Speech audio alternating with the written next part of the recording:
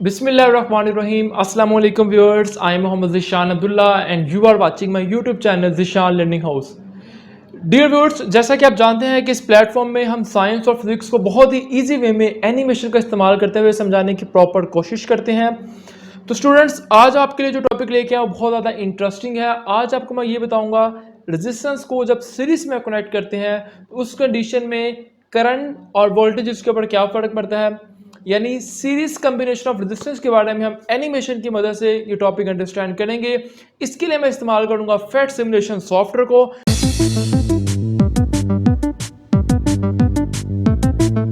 Of resistance को समझाने के लिए यहाँ पर फेट सिमुलेशन सॉफ्टवेयर ओपन कर रखा है और यहाँ पर आप देखें स्टूडेंट्स, मैंने तीन रेजिस्टेंस लिया है, तीनों की डिफरेंट वैल्यूज हैं और इनको मैंने कनेक्ट किया हुआ है एक सीरीज में। स्टूडेंट्स, आप अपनी मर्जी के मुताबिक भी कंपोनेंट्स को यहाँ से सिलेक्ट कर सकते हैं और सर्किट अपनी मर्जी के मुताबिक भी ड्रा कर सकते हैं। यहाँ पर आप देखिए मेरी लेफ्ट साइड के ऊपर ये टूल बार गिवन है जिसमें डिफरेंट कंपोनेंट्स हैं। स्टूडेंट्स, आप अपनी मर्जी के मुताबिक यहाँ से कोई भी कंपोनेंट सेलेक्ट करके और सर्किट यहाँ पर ड्रा कर सकते हैं। सबसे पहले मैं आपको ये बता दूं कि सीरीज कम्बिनेशन होता क्या है। तो स्टूडेंट्स, सीरीज कम्बिनेशन का मतलब ये है, चाहे वो रेजिस्टेंस हो चाहे वो कोई भी कंपोनेंट हो, जब उसको हम सीरीज में कनेक्ट करते हैं तो स्टूडेंट्स यहाँ पर जो फ्लो ऑफ चार्जेस है, यानी चार्जेस का बहाव जो है जिसे हम करंट कहते हैं, तो करंट को फ्लो करने के लिए स्टूडेंट्स सिर्फ एक ही पाथ मिलता है। यहाँ पर आप देखिए करंट जो है वो नेगेटिव से स्टार्ट हो रहा है क्योंकि ये इलेक्ट्रॉनिक करंट है और स्टूडेंट देखिए करंट के पास सिर्फ एक ही पाथ है। इसी रास्ते को फॉलो करते हुए करंट अपना पाथ को कंप्लीट कर रहा है। इस तरह के सर्किट्स को हम बोलते हैं सीरीज सर्किट्स। स्टूडेंट्स, यहां पर आपको मैं डिटेल में करंट और वोल्टेजेस के बारे में बताऊंगा।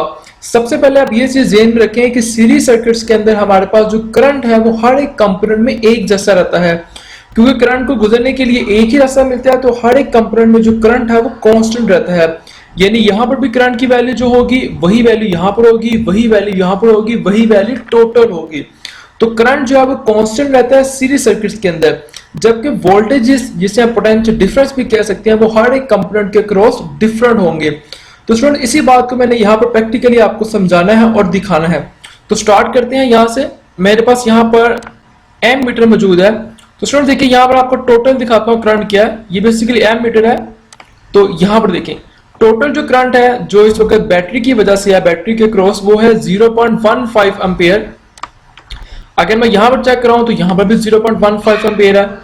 इसी तरह से अगर मैं आपको इस कंपोनेंट यानी 10 ओम की रेजिस्टेंस के क्रॉस करंट दिखाता हूं तो ये देखिए 0.15 एम्पियर करंट है। इसी तरह से यहां पर देखते हैं, सो यहां पर भी 0.15 एम्पियर है। यहां पर चेक करते हैं तो यहां पर भी 0.15 एम्पियर करंट गुजर रहा है। इसका मतलब यह है कि जो बात मैंने आपको बताई है कि सीरीज सर्किट्स के अंदर जो करंट है वो कांस्टेंट रहता है हर एक कंपोनेंट में। देखिए यहाँ पर रेजिस्टेंस की वैल्यू चेंज है।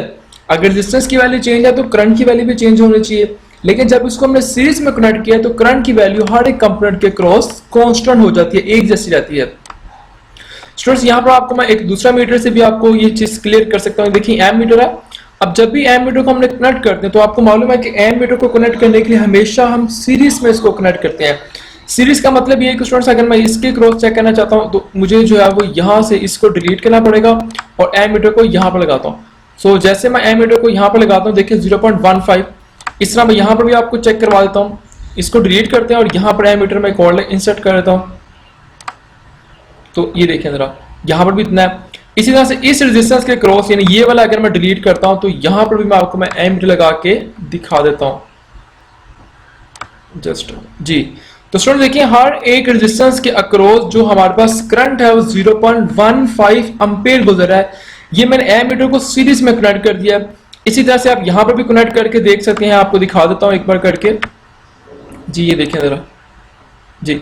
इसका मतलब कि हर एक कंपोनेंट के क्रॉस जो हमारा करंट है वो कांस्टेंट रहता है, उसकी वैल्यू चेंज नहीं होती। ये था हमारे पास पहला कॉन्सेप्ट जो कि आपको मैंने बता दिया करंट के बारे में कि करंट सीरीज में सेम रहता है।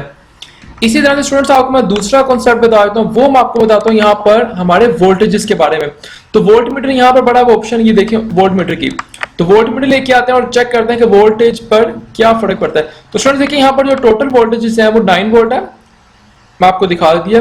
इसी तरह से स्टूडेंट्स आपको मैं दिखाता हूँ इस पहले वाले जो रेजिस्टेंस है इसके क्रॉस, क्योंकि रेजिस्टेंस की वैल्यू चेंज है। तो देखिए 1.50 वोल्ट है। स्टूडेंट्स इसकी वैल्यू को आप याद रखिएगा साथ साथ। इसी तरह से आपको दिखाता हूं मैं इसके क्रॉस, सेकंड वाले के क्रॉस। तो देखिए यहां पर कितने हैं, 3 वोल्ट चेंज आ रहे वोल्टेज।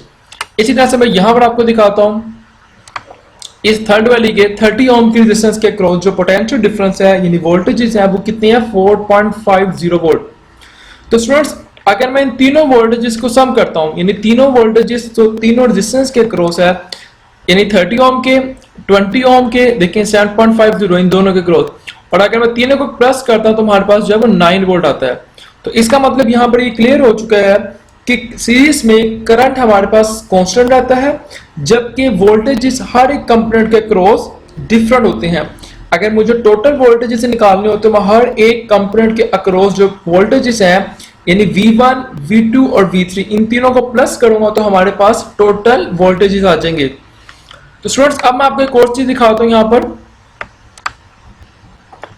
ओके तो स्टूडेंट्स अब यहां पर आपको मैं ये चीज बताता हूं कि हमारे पास जो वायर की रेजिस्टेंस है अगर मैं इसकी वैल्यू को भी कम ज्यादा करता हूं तो क्या हमारे करंट के ऊपर कोई फर्क पड़ता है या नहीं पड़ता, इसको हम चेक करते हैं। यहां पर देखिए ऑप्शन राइट साइड पे लिखी हुई वायर रेजिस्टिविटी। इसका मतलब ये स्टूडेंट जो हमारे पास ये वायर है जो मैंने एक कंपोनेंट के साथ एक वायर लगाई गई है इसको कनेक्ट करने के लिए, देखिए जैसे ये वाली वायर है, ये वाली वायर है, ये बेसिकली इस वक्त मैंने आईडी ली हुई है कॉपर की जिसकी रेजिस्टेंस मैंने यहाँ पर 0 ली हुई है। तो जब रेजिस्टेंस 0 होगी तो करंट बिल्कुल भी ड्रॉप नहीं करेगा, कोई भी करंट का लॉस नहीं होगा और सारे के सारे करंट जो है हमें एक्चुअली में मिल पाएगा। लेकिन अगर मैं रेजिस्टेंस जो है यहाँ पे इसकी चेंज करता हूँ, लेट्स से यहाँ पे मैं कॉपर से कोई हल्की वायर लेता हूँ जिसकी रेजिस्टेंस थोड़ी ज्यादा होती है, याद रखिएगा जिसकी रेजिस्टेंस ज्यादा होगी वो अच्छा कंडक्टर, अच्छी वायर नहीं होगी। तो अगर मैं इसकी रेजिस्टेंस को बढ़ाता हूँ, लेट्स से थोड़ी सी बढ़ाता हूँ, तो यहाँ पे लेकर अब आपने गौर किया कि करंट की वैल्यू जो है वो कम हो गई है। रेजिस्टेंस बढ़ाने से, वायर की रेजिस्टेंस बढ़ाने से क्या हुआ, करंट कम हो गया क्योंकि वही जो 0.15 की बजाय 0.14 एम्पीयर करंट है इसमें जो ड्रॉप हुआ 0.01 का वो बेसिकली इस रेजिस्टेंस की अक्रॉस रेजिस्टेंस की वजह से हुआ है। आगे देखें, देखिए जैसे मैंने रेजिस्टेंस की वैल्यू को बढ़ा रहा हूं तो देखिए मजीद करंट कम हो गया। अगर मैं रेजिस्टेंस की वैल्यू को कम करता हूं तो करंट ज्यादा हो गया। ये बेसिकली वायर की रेजिस्टेंस है। इसी तरह से स्टूडेंट्स यहां पर आप बैटरी के अक्रॉस जो यानी बैटरी की जो इंटरनल रेजिस्टेंस होती है, अगर मैं आपको सिंबल से दिखा दूं तो आपको पता लग जाएगा। देखिए ये बैटरी के दो टर्मिनल है, पॉजिटिव और नेगेटिव, इनके दरमियान में जो रेजिस्टेंस होती है जो कि हम आइडियली तो बहुत ही कम लेते हैं लेकिन एक्चुअली में ये लाई करती है, वो अगर मैं यहाँ पे कुछ ऐड करता हूं तो क्या फर्क पड़ेगा, देखिएगा जरा। तो आप देखिए अगर मैं रेजिस्टेंस की वैल्यू यहाँ पर यानी बैटरी की जो इंटरनल रेजिस्टेंस है ये अगर मैंने ऐड किया उसको बढ़ाया मैंने, तो देखिए इस कंडीशन में भी करंट जो है वो हमारे पास कम फ्लो कर रहा है। सो दो कॉन्सेप्ट स्टूडेंट्स यहाँ पर आपको मैंने समझा दिए। सीरीज में करंट सेम रहता है, मैंने आपको हर एक कंपोनेंट के क्रॉस जो है वो करंट एमीटर लगा के चेक करवा दिया और मैंने आपको ये भी बता दिया कि जो टोटल करंट है वो इक्वल होता है हर एक कंपोनेंट के क्रॉस जो करंट गुजर रहा है। इसी तरह से आपको स्टूडेंट्स मैंने वोल्टेजेस भी दिखा दिए कि हर एक कंपोनेंट के क्रॉस जो वोल्टेजेस है वो डिफरेंट होते हैं और अगर टोटल हमें वोल्टेजेस फाइंड करना है तो मैं तमाम वोल्टेजेस को प्लस कर दूंगा तो टोटल वोल्टेजेस आ जाएंगे। इसी तरह से यहाँ पर आपको मैंने ये भी बता दिया कि जो वायर है ये भी डिपेंड करती है, इसकी रेजिस्टेंस भी डिपेंड करती है। अगर मैं वायर की रेजिस्टेंस को बढ़ाता हूँ, वायर की रेजिस्टिविटी को बढ़ाता हूँ तो करंट हमारे पास कम हो जाता है। अब स्टूडेंट्स एक लास्ट पॉइंट जो बहुत इंपॉर्टेंट पॉइंट है वो आपने पढ़ा हुआ है कि आर इक्विवेलेंट से क्या मुराद है। तो स्टूडेंट्स आर इक्विवेलेंट का मतलब कि ये मैं आपको यहां पर समझा देता हूं।